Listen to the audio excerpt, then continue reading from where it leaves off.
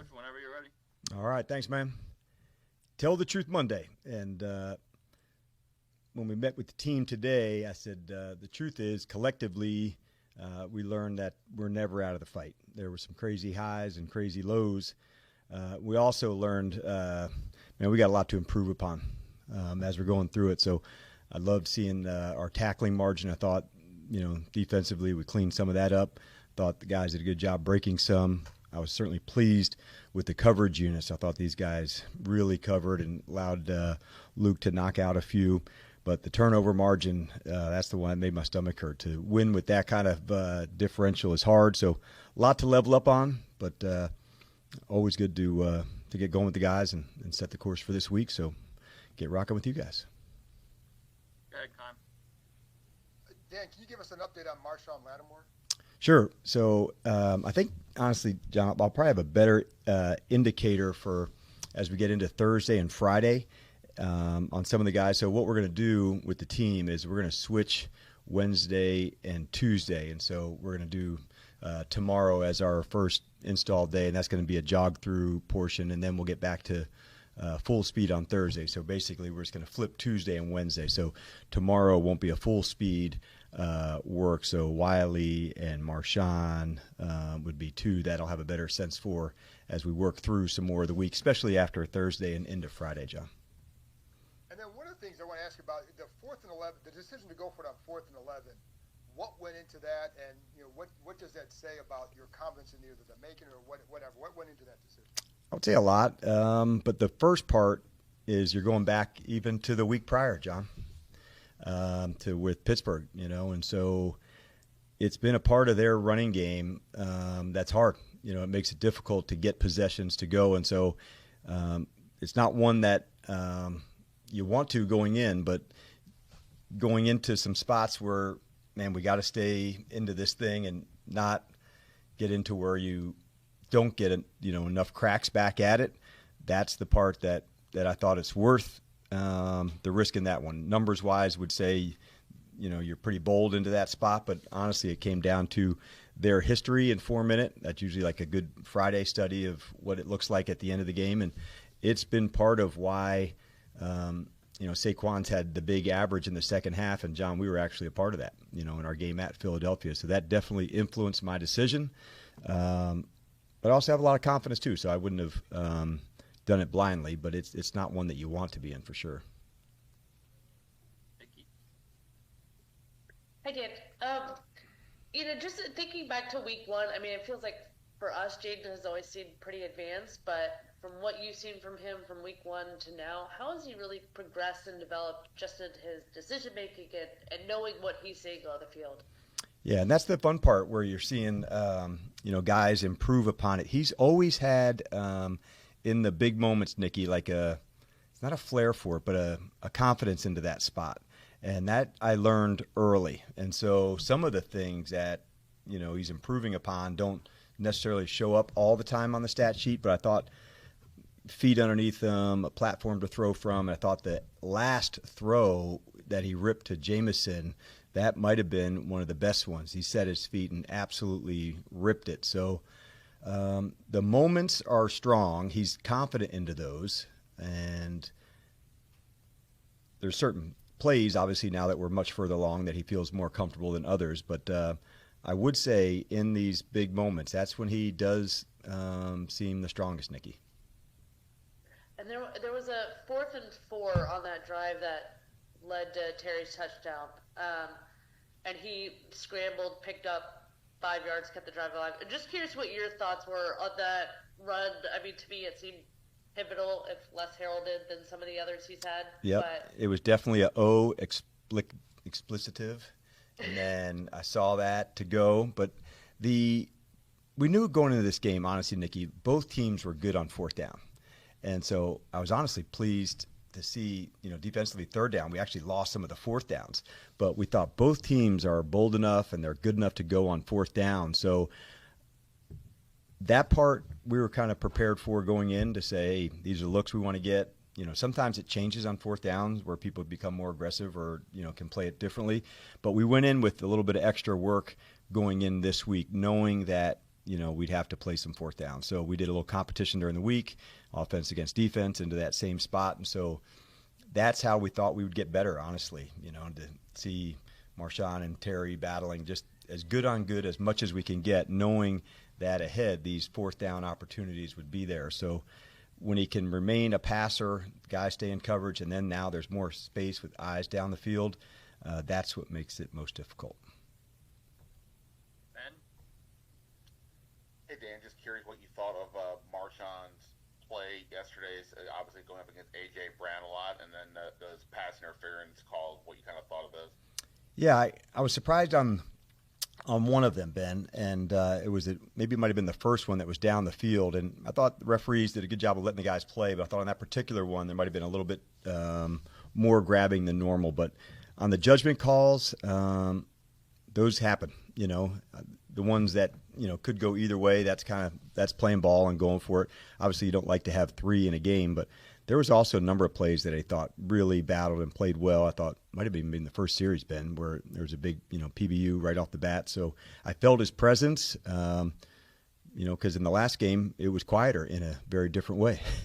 So that way and this way, he is a real competitor. That's what I probably feel the most, Ben. He has a real edge about him, a strength about him, and he really fits in well to how we want to play. So I was pretty pumped to see him. And then Luke McCaffrey had a really good day on the returns, getting you guys good field position, including on the last drive. Just your thoughts on him in that role and how he's developed. Yeah, because with Eck, he had really kind of established in this new returning game the speed for it, right? Because it is different, and it sets up more like a running back. And so I thought maybe some of Luke's background with his hand, playing quarterback and seeing stuff to go hit it, it's a factor with that, Ben. He's also a good screen runner.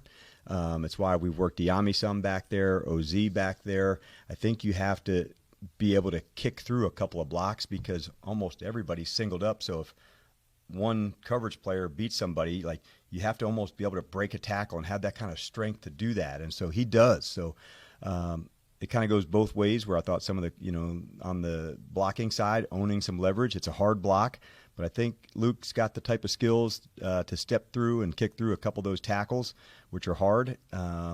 I really thought this would be a matchup, and you see where the speed shows up. I thought Tyler Owens on our side was one. He makes it so difficult, Ben, in space because of his speed. He can work across somebody, and so we're still learning as we're going through this new kickoff and kickoff return. But I thought Luke had a good 2 games of it so far. David Aldridge? Hey, Dan. Wonder how you have learned to separate process from result, because process yesterday wasn't probably what you wanted across the board, but correct. The result was good. You could have easily beaten Dallas if you make an extra point. You probably should have lost to Chicago, but you didn't. Yep. Like, how do you keep separating that? How have you learned to separate that over the years? If I push what I'm looking to see improved, David, that's usually where I'm going for. Most often, and we all know this, like you get what you emphasize. It was so unusual, like to see we spent some extra time on tackling. We, did that better. We've spent a lot of time on the game management and the 2-minute and those spaces, and I feel that's one of the spaces that we do. So if I chase the improvement, that helps me on process. And there's plenty of games where it hasn't been what, we've wanted, and so I'm able to continue to shine a light on something that even though we had one, we still have more to do in this particular area. For instance, like the ball. For us, going into the game, I think we were at a +5 turnover margin. They were at +3, so we had done a nice job with that. And so to come out and lose our mind on the football, that was, not a good process for us. So back to it for, bigger emphasis, bigger space to go. But I do try to stay consistent, Dave, into those spots to, chase the improvement. And if we can keep doing that, I feel like there's less roller coasters. And as the season goes along and it gets a little bigger, the roller coasters seem to get a little taller. Yeah. So I want to make sure that I keep the team from riding the big ones, man, and, keep chasing what we have to get better at. Does it change as you get closer to a big goal? Yes, it does.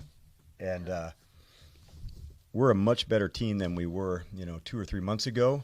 So I don't forget that, but I try to illustrate on Saturday mornings, usually with practice film. Sometimes it comes into the game film.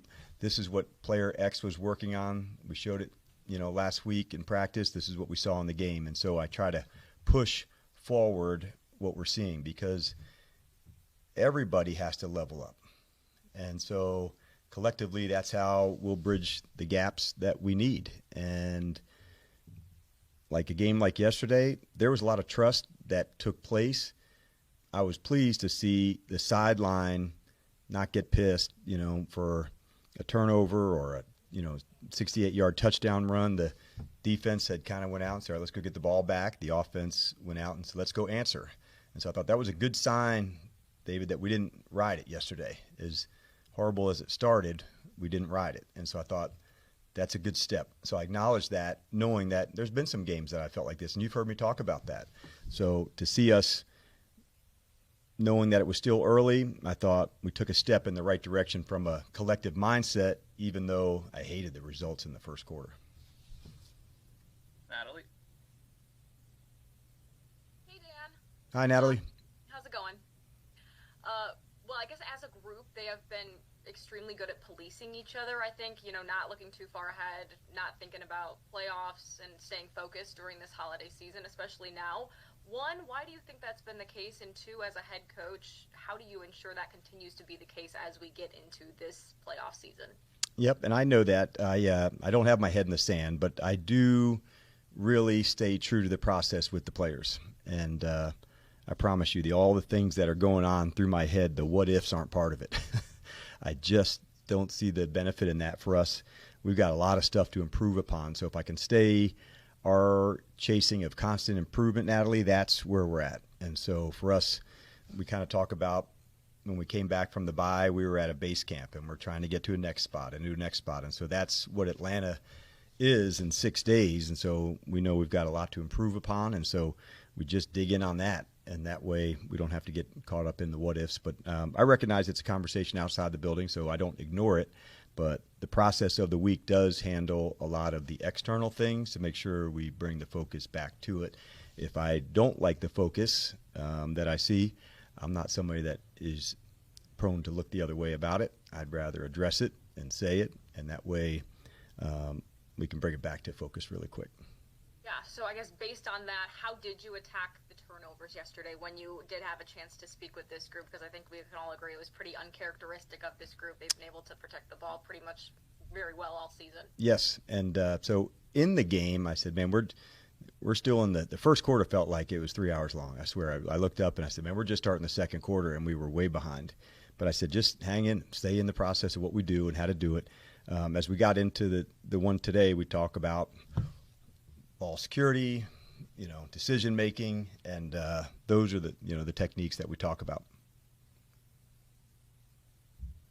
Donna? Hey, Coach. Hi, Donna. Hi. Bobby Wagner talked about yesterday about improvement on the gap, basically in the second half more so than the first. What did you see there in the first half, and what they were able to clean up in the second half as far as the gap? Yes, and so it was a huge difference on the touchdown run, the long one I'm talking about.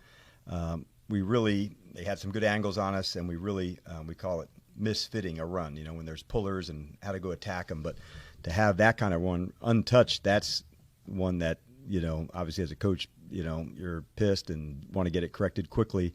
But I thought they came back, they settled down. We did a much better job in the second half of hitting our fits in the run game.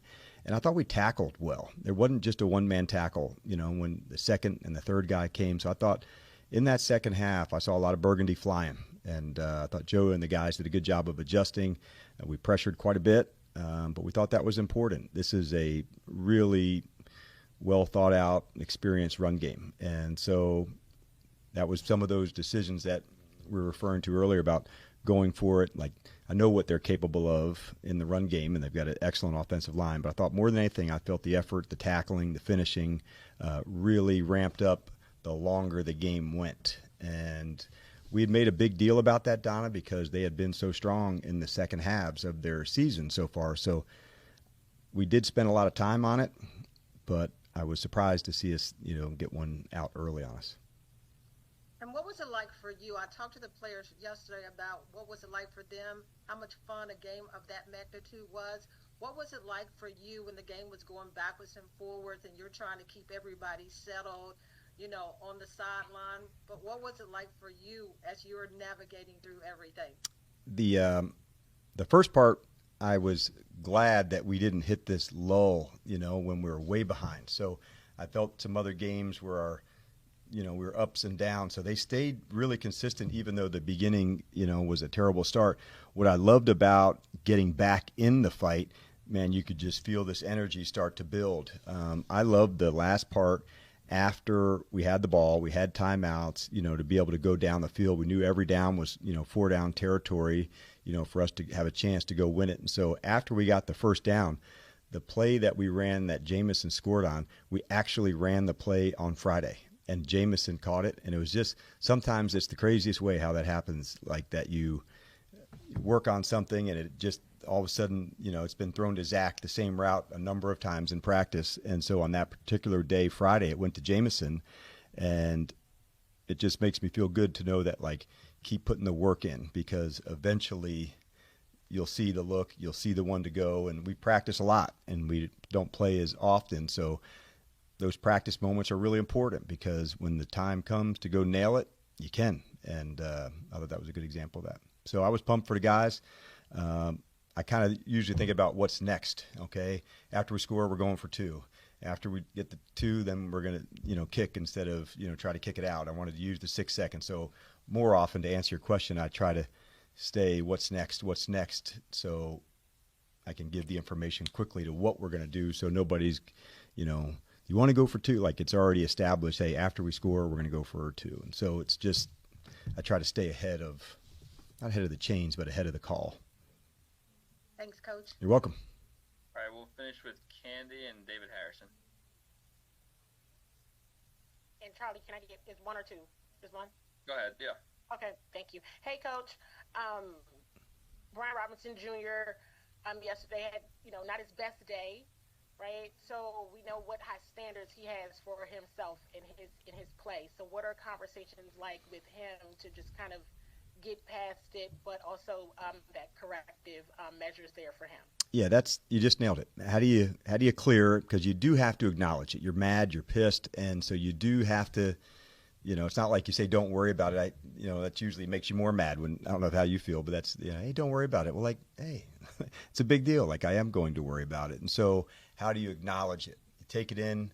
Why did it happen? I didn't lock my elbow down. I was didn't clasp it on the way down. So as long as you can come to where the mistake occurred, that to me makes it easier, because then I know what the correction can be. And so on the sideline, he was strong mentally. Won't happen. So he was ready to, obviously he was still playing as the game was going. So it wasn't like, we were taking him out and he wasn't going back in. He was clear-headed about what to do and how to take care of it. So he was mad, but I thought he did allow it to go and get on to the next one. And now 2 weeks in a row, the defense has had to adjust to two different quarterbacks in games. So what are your thoughts on just how, Coach Joe Witt Jr. and the defense overall has responded to that? Yeah, I thought Joe is really hitting his stride on a number of spots, because it does change things. And as you're going through it, it is part of the game of what things will stay the same, what things could be different, when there's a new running back or quarterback or tight end, whatever it looks like. And quarterback especially. They're so unique in how they play. So I was impressed by Pickett, honestly. I thought he threw the ball with good accuracy to the right spots. He's a nice athlete to move, so I could see why they would want him into that system. I thought he got outside and had good scramble ability. Wasn't surprised they didn't run the sneaks, to go through that. So those are things that come up that, hey, maybe that part of the game plan's not the same. Thank you. You're welcome. Hey, good afternoon, Coach. Hi, Dave.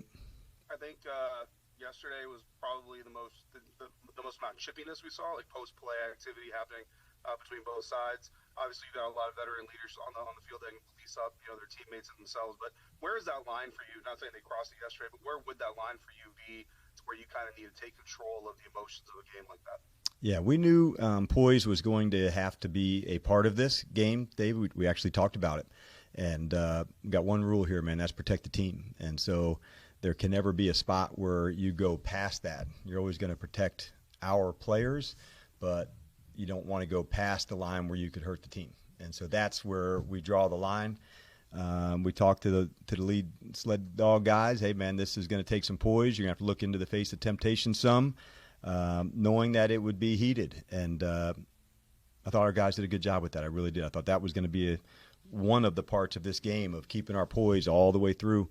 And that certainly proved to be evident, as the game goes on. It's two competitive teams battling for it, but I thought our guys did a good job keeping it together. And then kind of building on Candy's question about B-Rob, like not just Brian, but just overall the running game outside of Jade in the last couple weeks, sub 4 yards per carry averages. How is there a certain level of concern internally about your run game, or do you chalk a little bit of that up to the other side obviously plays good defense? There's always two sides to the pancake, and I think going in we were certainly pleased, David, against Tennessee would probably have been one of the better run fronts that we had played against. So to miss on some opportunities, yeah, we were bummed, no question about it, man. Over the last 2 weeks, it's really important to us. We knew, from Philadelphia, there might be some runs that were not there to allow some play passes to go, to get extended that way. But it is, one of the areas that we got to dig in hard on. As we said, when we get to the truth, what's the ones to improve upon? Going into it, that's one of our areas for sure. All right, Coach. All right, thank you, guys. See you tomorrow.